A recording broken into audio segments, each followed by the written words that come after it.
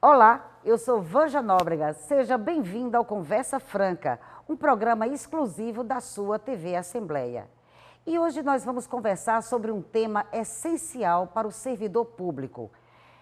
Como melhorar o seu desempenho, como desenvolver a sua liderança, como ter o controle emocional, que melhora seu desempenho e melhora também a prestação de serviço público. Enfim, como desenvolver a gestão, como ter controle da gestão comportamental. Esse é o tema do Conversa Franca que está começando agora.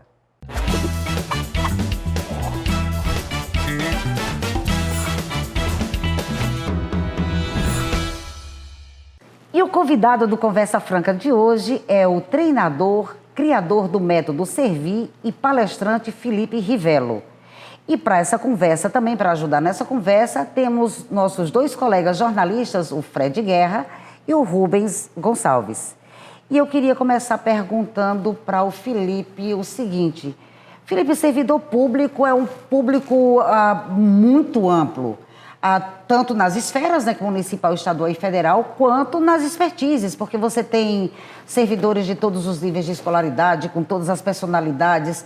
E você cria um método que se propõe a auxiliar todos esses servidores. Como é esse método e o que te deu na cabeça, menino?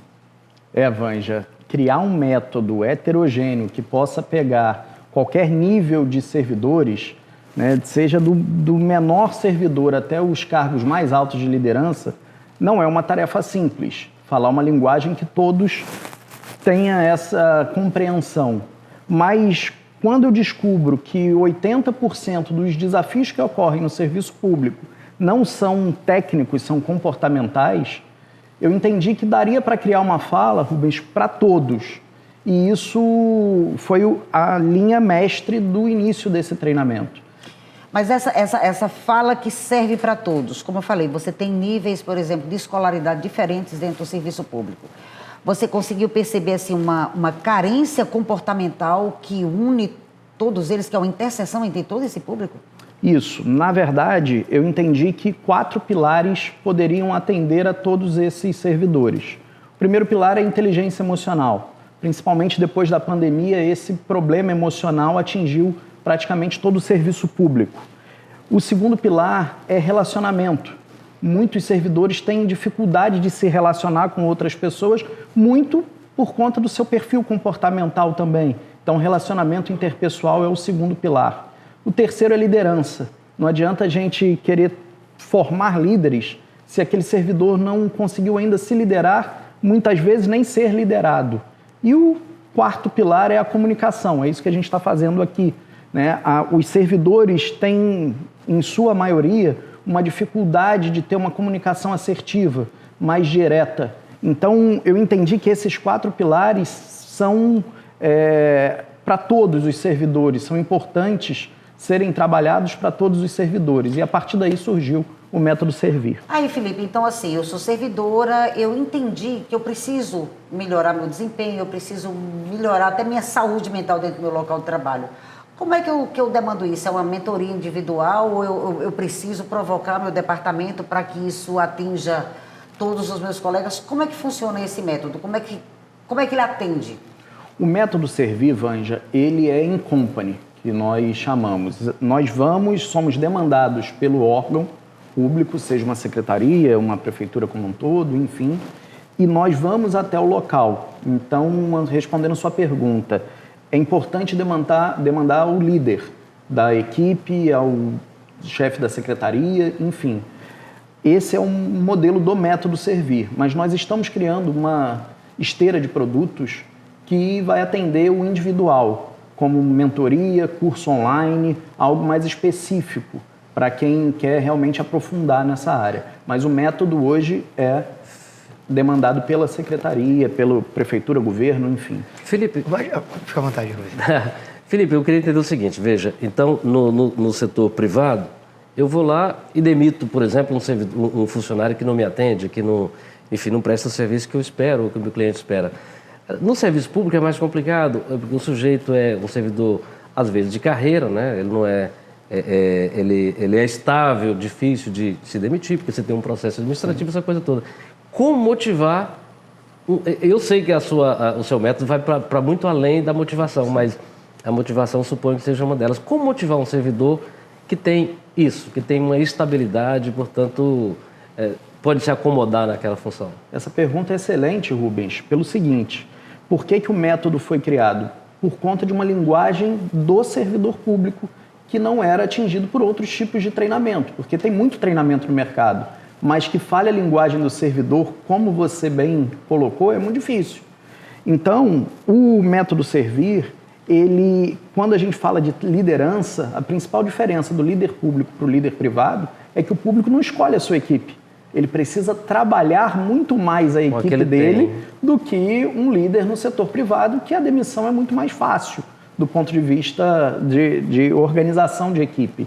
Então, como que nós fazemos? Eu acredito que a motivação, você não adianta dar uma palestra motivacional, eu não acredito nisso. Eu acredito na automotivação.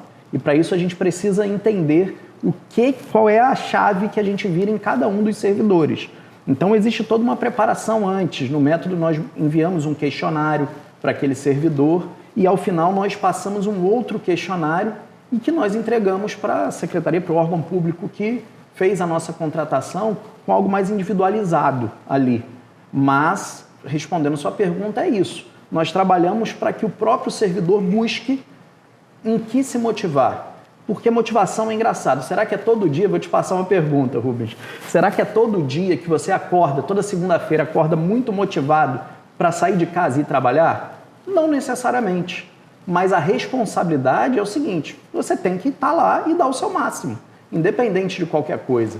Então, essa autorresponsabilidade é muito trabalhada também no método. Até porque, independente de qualquer coisa que a gente já discutiu aqui, independente de motivação, de salário, enfim, você quer deixar, todo mundo quer deixar um legado, uma marca, né, Felipe?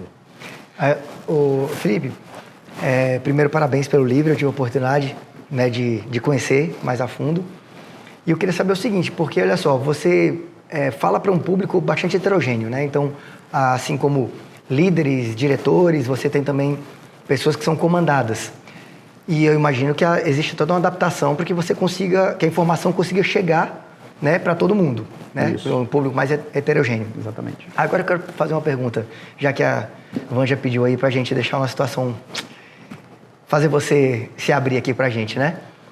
O Felipe Ривelo, lá de 24 anos, servidor público eleito no interior do Rio de Janeiro, ele teria maturidade para acompanhar todos esses ensinamentos que tem no método Servir? Ele teria aproveitado ou ele precisaria ainda de mais conteúdo para poder se tornar o líder que se tornou algumas décadas depois? Essa pergunta, o Felipe foi beneficiado com o tempinho do intervalo. A gente volta já já.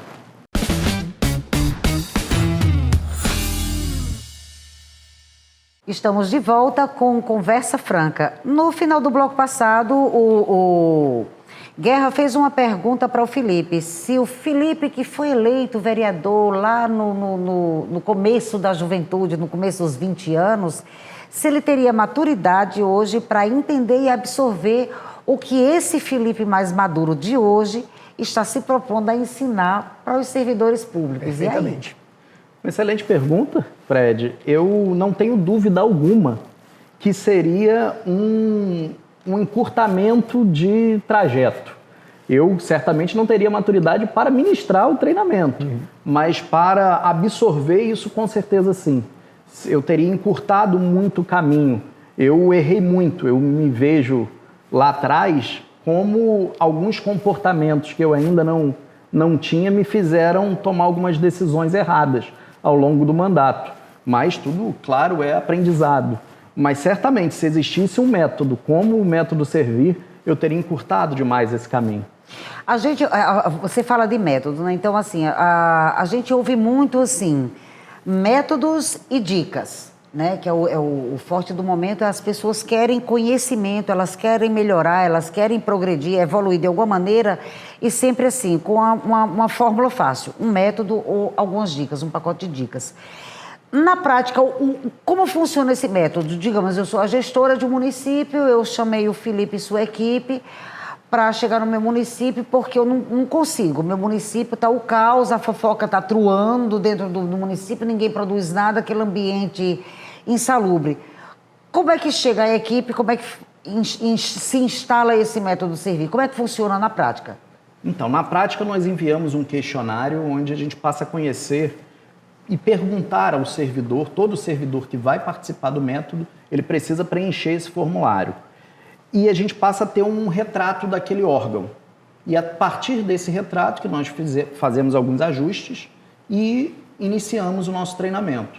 O método Servir é um treinamento de 16 horas, baseado nesses 4 pilares. Então, 4 horas cada um desses pilares: inteligência emocional, relacionamento interpessoal, liderança e comunicação. Diferente de uma palestra, é um treinamento, então é muito participativo. Existem dinâmicas e existem situações da vida real do servidor que nós colocamos... Os grupos de treinando são menores. Exatamente. O método é de 60 a 150 servidores, é um número que a gente sabe que tem um resultado muito melhor.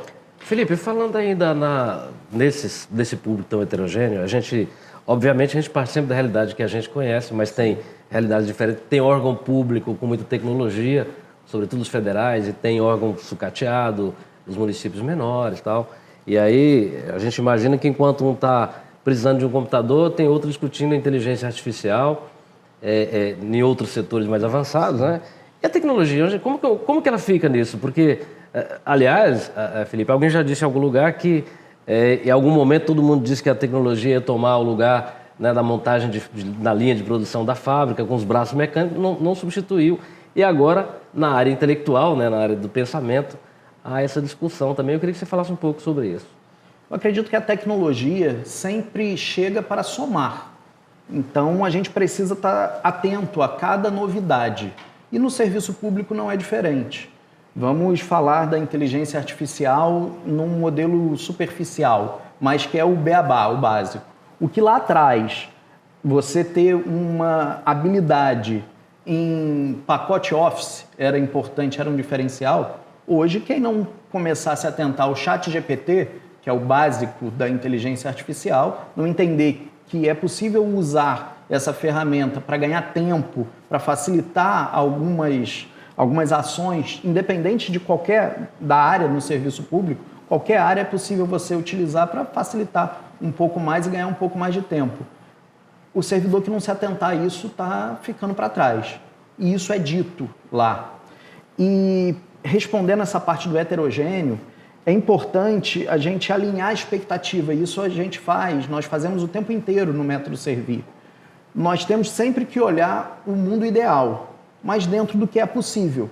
Nem tudo o servidor vai conseguir modificar da noite para o dia, mas ele dá o máximo dele, isso é totalmente possível desde que siga um passo a passo. E o método nada mais eu dou um exemplo de um campo minado. Nós temos um campo minado, sair do ponto A para o ponto B. Eu falo, o servidor sozinho, ele pode sair correndo e chegar do outro lado. É possível. Mas concorda que se tiver um caminho já traçado, que ele viu que ninguém explodiu, e ele seguir aquele caminho, ele consegue chegar lá com mais simplicidade, não é facilidade? É possível. Então, esse exemplo que eu sempre deixo da importância de um método para qualquer atividade que você for fazer. Ô Felipe, nesse campo minado aí, eu fico imaginando. Eu tive a oportunidade de ser servidor público por 3 anos, recentemente, e eu fico pensando como a dificuldade de lidar, por exemplo, com a figura do líder ou chefe, como eu já vi você falando algumas vezes, e a dificuldade dentro de uma estrutura onde nós temos pessoas que fizeram concurso, temos pessoas que são indicadas, muitas vezes a pessoa que é indicada alcança um patamar de responsabilidade e rendimento maior do que outros que fizeram concurso, então existe uma guerra civil interna ali dentro. Então, é tratado isso também dentro da metodologia? Sim, a disputa entre concursado e comissionado é um dos maiores gargalos dentro do serviço público. E isso, claro que é falado. Eu costumo dizer, eu já tive em algumas posições de liderança, que para o líder é muito melhor ele buscar um servidor que já conheça o trabalho, mas que tenha habilidades sociais, habilidades de relacionamento, do que ele buscar alguém de fora. Ele busca alguém de fora pela simples razão, em muitos casos, tudo na vida há exceção, mas pela razão de não terem servidores prontos comportamentalmente falando. Quando eu falo da gestão comportamental, é isso, são habilidades a mais. O servidor público, em muitos momentos, o concursado, ele acredita que ele tem todas as habilidades possíveis para estar naquele cargo. Por quê? Porque ele passou num concurso público. Só que tudo que ele fez até ali, levou, tudo que ele estudou, todo concurso que ele fez, levou ele no patamar que ele está. Se ele quer ir para outro patamar, ele precisa buscar outras habilidades. Assim é com todo mundo. E isso também é falado no método. E é importante, no método Servir, estarem todos do órgão.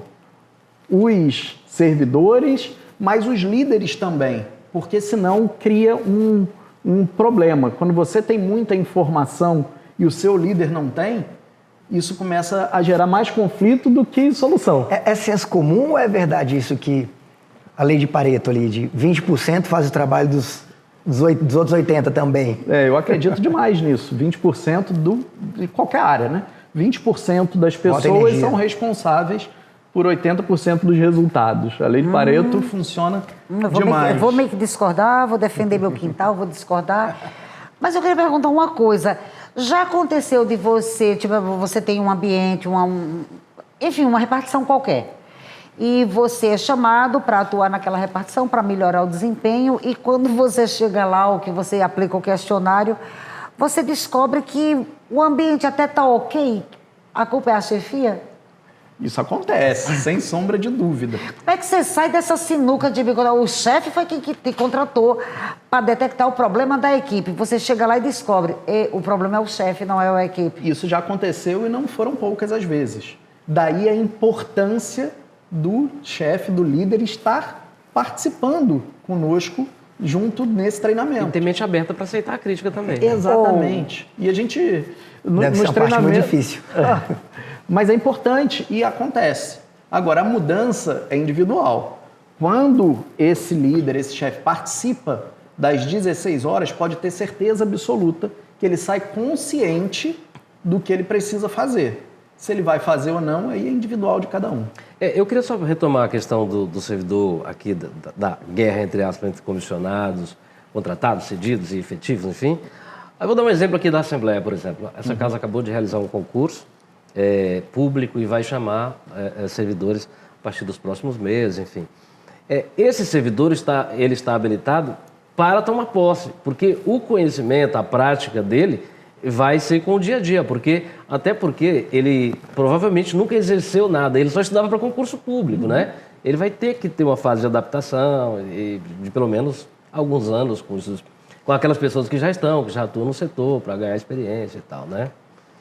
Exatamente. Você comentará isso no próximo bloco. A gente volta já.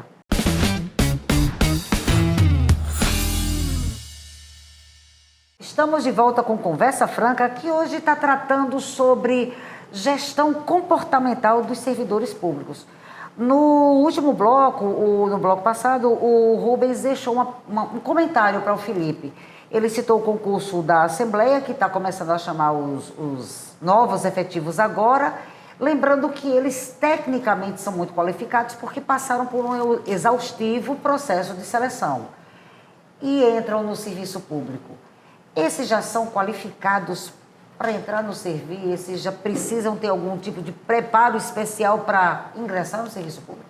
O ideal é que esse treinamento seja feito logo no início, porque você já molda aquele servidor para essas habilidades que o concurso não exige, vamos dizer assim. Então, quanto mais cedo houver essa qualificação, melhor vai ser o desempenho, até mesmo nessa adaptação ao novo cargo, junto até às pessoas, os servidores que já estão aqui.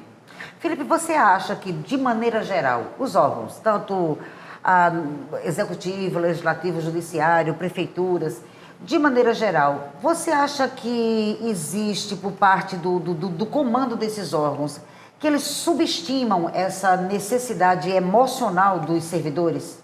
Com certeza absoluta. O maior trabalho nosso enquanto empresa não é a parte do treinamento, é a parte da conscientização dos líderes. Se nós pegarmos hoje um recorte do que é oferecido de treinamento para servidor público, nós vamos ver que 95% dos treinamentos são baseados na área técnica. A área comportamental quase não se é falado. Então, nós estamos quebrando algumas barreiras. Agora, aquele gestor que já se propôs a contratar alguma capacitação dessa, não necessariamente a nossa, mas alguma capacitação voltada para essa área comportamental, muda essa visão. A gente tem muito mais facilidade de acesso para aquele que já viu o resultado acontecer. Felipe, nesse sentido eu queria perguntar assim para você, veja, tem empresa que é comprovado que ela instala lá, por exemplo, um espaço para o filho, para a mãe que está amamentando, né, amamentá-lo durante o expediente e tal, convívio, espaços internos para convívio e tal. Isso eu vejo muito pouco em órgãos públicos, né? Espaços de descanso na hora do almoço, gente que almoça ali no trabalho mesmo, não vai em casa, biblioteca, esses espaços. Você discute isso também? Ainda não foi colocado isso por nenhum servidor para a gente. O que acontece? O que é alguns erros também do líder público? Ele coloca alguma coisa na cabeça, acha que é bom e faz. Por que empresas fazem isso? E é salutar, acho super válido. Que elas consultam. Porque existe uma pesquisa, um trabalho individual com cada... Ela não faz um investimento de graça porque o dinheiro é privado. Exatamente. Isso falta no serviço público. Se isso for algo que vai facilitar ou vai melhorar a produtividade do servidor, respondido por ele próprio, é salutar. Mas esse tipo de consulta eu não vejo muito em órgão público. Ô, Felipe, antes de vir aqui, eu dei uma pesquisada geral aí na internet, você falando, os órgãos, eles contratam muito treinamento técnico para cada área. Comportamental, aí eu fui procurar. E você está praticamente sozinho no Brasil, falando de comportamento na gestão pública de maneira geral. Então, acredito que seja uma grande responsabilidade, porque a gente está falando de um público que lida com a comunidade de maneira geral, né? Que tem uma necessidade realmente de bons tratos e tudo mais, porque não pode ser mandado embora. Então, isso é uma grande diferença, como o Gomes falou. Mas, assim, a dificuldade é muito grande. Então, queria que você comentasse um pouco nesse aspecto, porque a pessoa que fica ali, ele está ali no seu treinamento e muito pensando também como fazer para subir de posição, para ser aquele cara que é indicado para aquele cargo. E aí, como é que você trata disso durante o treinamento? Isso. Hoje, no Brasil, realmente é muito complicado achar algo voltado para o serviço público. Existem muitos treinamentos, muitas capacitações com a linguagem empresarial, mas para o serviço público realmente é muito difícil. É uma responsabilidade e por isso até a ascensão na carreira é bem distinta, livro, né? O Servir é para Todos, que já aproveito para presentear a Vanja. Morro nem inveja. E aqui é um manual de como seguir esse passo a passo. É a parte técnica da nossa gestão comportamental. Uma pessoa que acompanha um servidor público que assistiu ao seu treinamento, certinho, anotando, praticando, ele tem condição, estará mais preparado, digamos assim, para poder subir na carreira pública dele, alcançando, assim, saindo não somente do concurso que ele fez, mas para cargos comissionados, indicações importantes e liderança de equipes. Até porque para esses não tem concursos, né? Exatamente. Para esses cargos não tem concurso. É como eu brinco. Para o concurso público, todo mundo sabe porque existe um edital. Para você passar num concurso, existe um mapa. Mas para você estar num cargo em comissão, numa função gratificada, não existe esse passo a passo. E eu costumo dizer, eu falo no meu Instagram praticamente todos os dias, que é possível você crescer dentro do serviço público sem precisar fazer um novo concurso público ou sem precisar fazer concurso público. Eu fui servidor boa parte da minha vida, passei pela esfera municipal, estadual, federal, sem nunca ter feito um concurso público, mas sempre conseguindo conciliar essa parte técnica, sou gestor público, pós-graduado, terminando o mestrado, com a parte comportamental. Então, quando você consegue equilibrar essas duas áreas, sendo servidor, você tem muito mais probabilidade de estar numa função gratificada, num cargo de comissão, algum cargo melhor dentro do concurso do que alguém de fora. É muito mais simples se você entender como funciona esse edital, que não é escrito. Facilita para o líder, né? Já Demais. pensar alguém que já está na equipe. Com certeza. Já tem a cultura. Existe uma crise de liderança? A gente está aqui discutindo liderança, a formação de liderança, e a gente já sabe que é possível formar líder, naturalmente, não é só gente que já nasce líder. Mas há uma crise de liderança, digo, no país, no mundo? Isso está sendo muito discutido, né? É claro e evidente que sim. A boa notícia é que não é só no serviço público e a má notícia é que também não é só no serviço público, mas existe sim. Felipe, me diz uma coisa, nós, seres humanos de maneira geral, a gente tem muita dificuldade em assumir que a gente faz parte do problema ou que a gente tem algum problema. Geralmente a responsabilidade é do outro. Se meu departamento não está funcionando, a culpa é do outro. É aqui que ninguém faz nada, então a responsabilidade é sempre do outro. Existe resistência onde você passa? Porque, de qualquer forma, quando você fala que os treinamentos são mais técnicos, é mais fácil eu tentar aplicar uma nova técnica do que um comportamento. O comportamento é mais difícil, porque implica em eu mudar a mim mesmo e como eu me comporto em relação ao outro. Existe muita resistência das pessoas se enxergarem que, ok, eu preciso mudar. No início, sim. Principalmente no método Servir, onde o treinamento, quem contrata não é o servidor, então ele não está ali porque ele quer, num primeiro momento, é porque alguém contratou o treinamento e meio que colocou ele para ir lá. Então, nos 10, 15 primeiros minutos, é todo mundo de braço cruzado, esperando ver o que esse treinador aí vai falar. Mas a vivência, como eu tive uma vivência desde os meus 15 anos de idade, comecei como estagiário no serviço público, a gente já viu muita coisa. E a linguagem é muito, muito próxima daquele servidor. E os servidores se soltam. E aí, para enxergarem aonde eles precisam melhorar, que é a maior dificuldade, com certeza, é esse autoconhecimento e essa autorresponsabilidade, que eu faço parte também do problema, existe vou dar até um spoiler aqui, uma parte prática do treinamento, que é para eles pedirem feedback. Pedirem para que as pessoas que trabalham com ele façam críticas sobre ele. E aí eu quero deixar uma frase já olhando para vocês. Vixe, Nossa Senhora. Feedback se escuta calado. Isso a gente precisa levar para a vida. E essa é a maior dificuldade de todos. Você quer argumentar Você sempre. pedir para que o outro dê um feedback sobre a sua atuação no trabalho. É difícil falar e é difícil ouvir. Exatamente. Isso aí é o tipo de coisa que a gente quer ser diplomático, é difícil as duas A coisas. crítica pode ser construtiva, mas dói. Dói.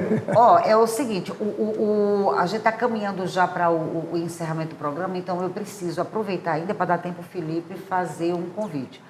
Agora, no final de abril, vai acontecer a segunda edição do Servir Experience. Eu queria que você dissesse o que é esse evento, qual que é a proposta dele e qual é a dinâmica, o que é isso exatamente? E quem pode participar, quem é o público-alvo? Conta pra gente. Isso. O Servir Experience é um evento baseado na gestão comportamental para o servidor público, só que onde nós trazemos gestores e servidores de fora para que passem um pouco dos seus cases, né? O que eles fizeram dentro dessa área que funcionou e gerou grandes resultados. Então, diferente do método que sou eu ministrando, o Servir, nessa segunda edição, nós estamos trazendo, por exemplo, o palestrante principal é o Rodrigo Pimentel. Rodrigo Pimentel, autor do livro Elite da Tropa, roteirista do filme Tropa de Elite. Ele foi 7 anos capitão do BOPE no Rio de Janeiro e ele é o Capitão Nascimento da vida real. O que ele já vivenciou de liderança adaptativa em momentos de crise, porque quando nós falamos de problema no serviço público e crise, a gente não imagina estar com a sua equipe inteira dentro de uma favela no Rio de Janeiro, tomando tiro de tudo quanto é lado e sendo alvo e sem saber muito para onde está indo. Então, essa é a realidade de um servidor público que viveu a vida inteira sob pressão de verdade. E vai estar vindo aqui compartilhando um pouco dessa experiência dele. Assim como outros, o secretário de governo de Santos, o Fábio, secretário de Planejamento. Vai ter sobre de Minas inteligência Gerais. artificial, que eu perguntei. Exatamente, trazendo essa pitada de inovação e palestrantes assim de nível nacional dentro do estado do Tocantins, que muitas vezes nós temos que investir muito para participar de palestras em Brasília, em Goiânia, no Rio de Janeiro, em São Paulo, e a gente está trazendo para cá. E com essa expectativa de que Palmas vai ter um evento muito bom, dedicado aos servidores públicos e de padrão assim quase internacional, a gente vai encerrando o Conversa Franca. Vai ficando por aqui e a gente se vê no próximo programa. Até mais. Muito obrigado.